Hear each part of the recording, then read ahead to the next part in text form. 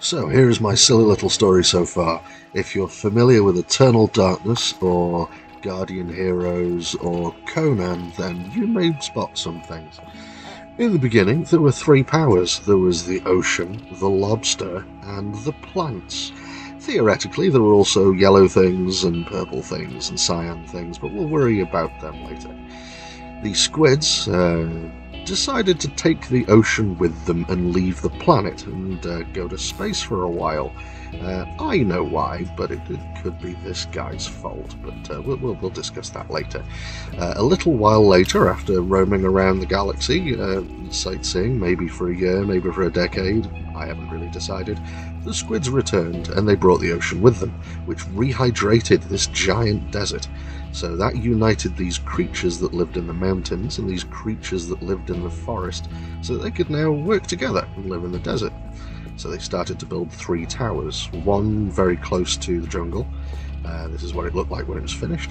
And then one between the two, sort of on the ocean, more of an exploration thing. They're going to send boats and trade with whoever they find and ferry things between the two other towers.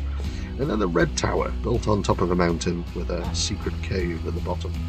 And then there was the mysterious people that lived in the red mountain. They looked very much like lobsters, and they're very sinister, and they're always in red. But the frogs from the jungle, they did some exploration trying to find this cave at the bottom of the mountain.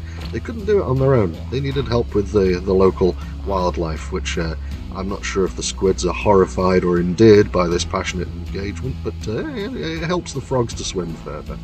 But they eventually find this cave under the mountain, and it's very civilized. There's doors, there's walls, there's a little port, there's a place where they farm animals, and the streets glow red for some reason. And they meet the people that live here, and they're just frogs, just another type of frog that have adapted to the environment differently. And they wear bits of the lobster shells to protect themselves. That's why they appear so sinister sometimes at night time. So there's the red tower in the distance, and the desert frogs and the mountain birds as well. These birds originally live in the mountains, but they come down to the desert and work with the frogs. And I'll explain why later. They move very quickly, even when pulling a cart, and you can ride them. And the jungle tower starts using them as well, even though it's miles and miles and miles away from where they originally came from. They're all the way out here, and they're sustained and they're useful. And some frogs are having fun on top of the tower. Over in the swamp, let me just angle the camera correctly. So yes, over in the swamp, the frogs are just chilling out, fishing, doing what they normally do. They've got no reason to look up into the sky and see this really weird, sinister thing just floating there.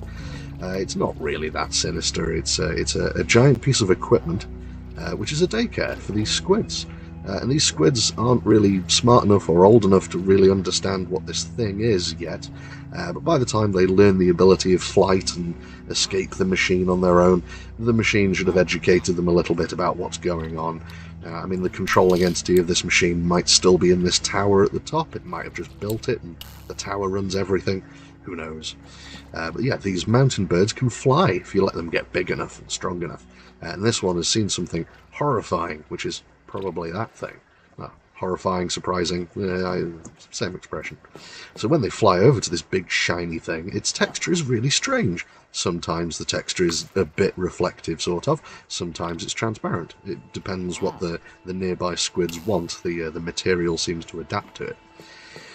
The lobster men have a different technique, though. They've ripped off chunks of the shiny material and found that it's lighter than air, so they can construct airships with it and go all over the place, either helping or causing a nuisance, whatever they feel like. So when our froggy man over here managed to get inside of the machine and talk to whatever was in the tower, it decided that these frogs are a little bit more useful and cooperative than the lobster men, so it decided to arm him with incredible weaponry. Unfortunately, it's a water pistol. You'd have to try really hard to actually kill anybody with that thing. It's much more useful as a jetpack. A water jetpack, obviously, but you could fly with it for a short period of time if you tried. Statler and Waldorf understand the situation. They've seen this kind of technology. They know it's the kind of technology they would build. That's the kind of stuff that the lobster men would build, just old-fashioned boats and boring stuff like that. So the reason, yes, there we go. So the reason the birds came down to the desert is because when the sand dunes move, it reveals salt, which the birds love. It's the kind of salt they'd normally find in the mountains. So that's why they're happy to stray out of the mountains and cooperate with the froggies, because the froggies seem to be able to get hold of this magic white dust that they like. Now, in the distance, there's some frogs in blue armour who seem very well organised with a flag and weapons. I'm sure they won't cause any bother to anyone. And here we see another variation of frog. These are sun frogs, you can tell, because they wear clothes. Most frogs don't bother, but these ones spend all day in the desert in the sun, so they want to wrap themselves up so they don't dry out so much. They also have tools. Again, that tool isn't quite heart-shaped, but it almost is. This one's kind of a crook shape. Maybe it's made of metal, maybe it's made of wood, maybe it's made of some kind of metallic wood. I haven't really decided yet. They get through the sandstorm, and they come over to the jungle, and they meet the jungle frogs, who originally were far too hard to see, so I then made them very dark, and then this one's wearing like contrasting clothes, so you can definitely see them.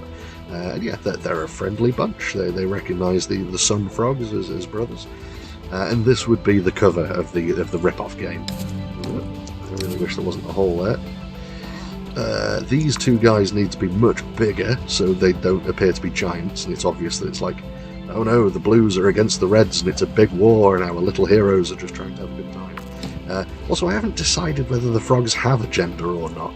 They're not really holding hands, they're just kind of like both chasing in the same direction. That's now definitely a farmer's crook.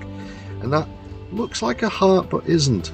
It isn't like a grabbing device. So I'm going to keep that ambiguity that one of the characters at least looks very female and has something that could be a heart.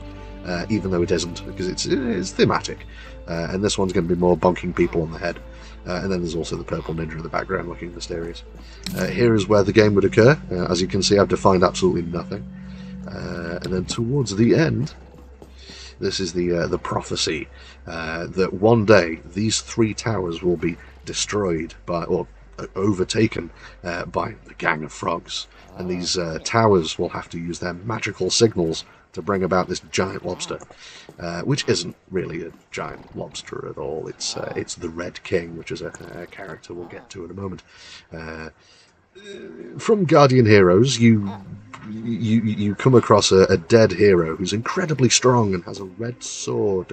And if this hero, you take them through the world and they see that the frogs are really good and that they're keeping up the traditions of the lobster, then he'll decide to sort of swear fealty to the current Red King. Even though the Red King is just a frog wearing bits of lobster, he sees that the lobsters are safe. You know, the lobsters will continue under the rule of the frogs. However, if the Undead King is not pleased with what he sees, and it becomes obvious the frogs are abusing the lobsters for their regenerative powers, he will stop being the Undead King and he will return as the Red King and he will kill everybody. And that's a bad ending. A good ending, which is a follow-on from the swear fealty ending, is where's the Green King? There's never been a Green King. At any point has anybody ever claimed to be the Green King?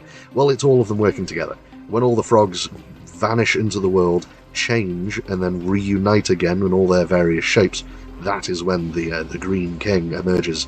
And me and the Blue Deity here do love it when a plan comes together, so we high-five at the emergence of the Green King. Now that things have moved on, there's not much variety left since the towers have been destroyed. The birds are now huge and they are no longer our friends, so we have to hide from them when they do come around. But otherwise, the planet has now been reconditioned the way the swamp frogs want it, which is now their name. They've lost their variety. It's now pretty much just this one specification of frogs, since the whole planet is a swamp now. And they develop technology. They find new land masses. This is a submarine, if you can't tell. And then, yeah, they develop skyscrapers. But it's all very... there's farms and little bits of waste and little micro swamps and trees and stuff. They are perfectly in synthesis with their planet. They always could be. They just needed everyone else to go away so that they could take everything over and make it the way they wanted it. And this is sort of the final frame of it all, the far future. They've become exactly the same as us. They've got mobile phones, suits, advertising cubes, and this mysterious unidentifiable shape in orbit will decide the rest of their fate. So yeah, that is the legend of the Red King. How the Red King decided that not ruling the world probably would be for the best. He just needed a little convincing from the blue guy buggering off because the purple guy, me, told him to. So one day I'll make this damn game.